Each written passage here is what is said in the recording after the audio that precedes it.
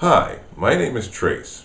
In my previous video, I demonstrated how well the Zoom H2 works as an external microphone for the Kodak ZI-8 HD camera. In this video, I'd like to show you how I set up my H2 for recording, how I position it for recording flutes, and how I transfer the files from the H2 to my computer for editing. Let's start. Here is the Zoom H2. The H2 has 4 microphones, 2 in the front and 2 in the back.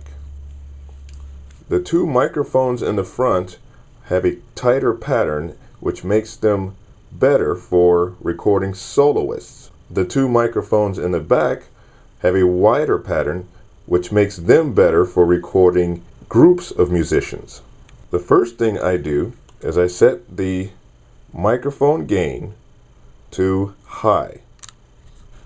Then I power up the unit.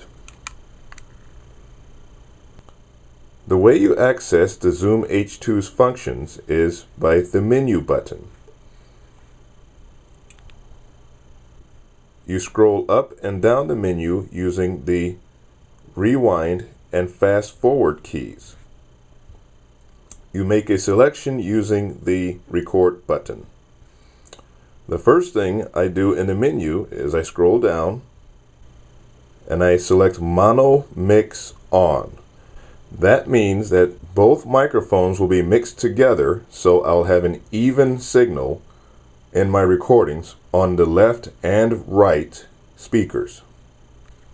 The next thing I do, and this is just a personal preference, I select the light on. This makes the backlight stay on while the unit is on. Now let's position the Zoom H2 for recording. One of the most important details in recording anything is signal strength. You have to position your Zoom H2 or any microphones to make the best possible recording of your subject. To help with this, the Zoom H2 has meters. First, let's turn the H2 on.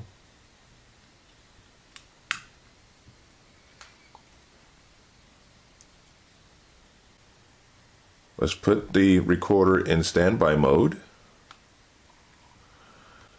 Now you can see the meters. The meter reads from -48 to the left and 0 to the right. The closer the meter reads to 0, the better. Anything past 0 will be distorted. So it is very important to pay attention to your meters so you can get the best signal without going over 0. Use your meters to determine where to set your microphone gain, low, medium, or high, and use your meters to determine where to get the best signal from your subject.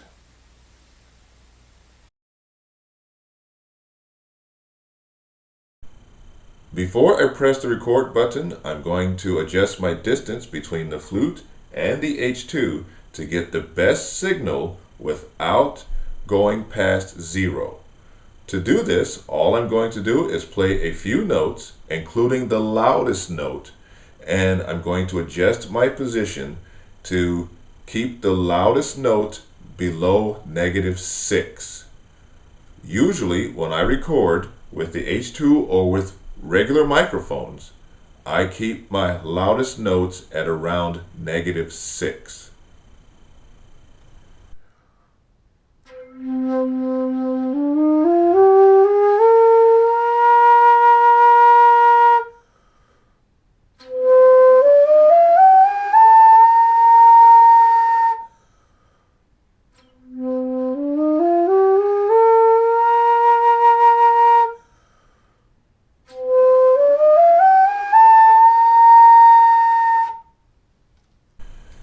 In this case, approximately an arm's distance from the flute to the Zoom H2 is a good distance for recording this particular flute.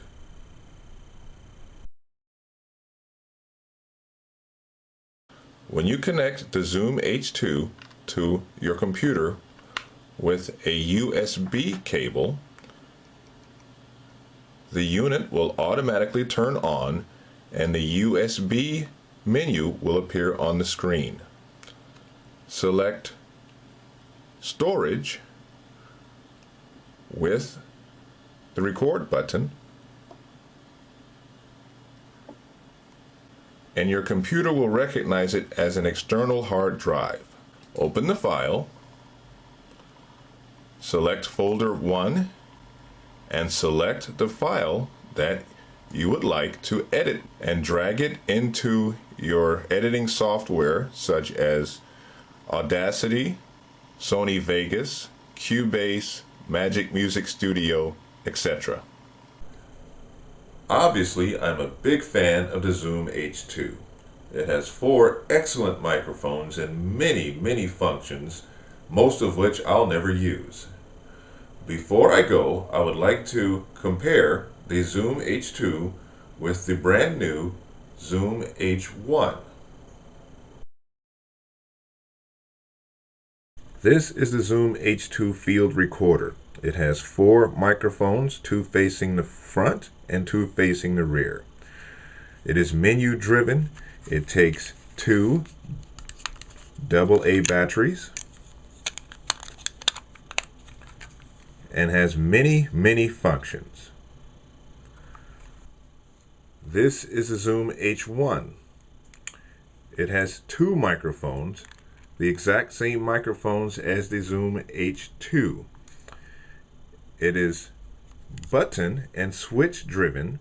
That means every function of the unit is accessible and controlled by buttons on the outside of the unit. So at any time you can see how your unit is configured. It takes 1 AA battery. And the only thing I dislike about this unit is when you are recording, the microphones are facing you, but the meters are facing upward. So it's very hard to see the meters to make your adjustments for recording. I guess this is it for this video.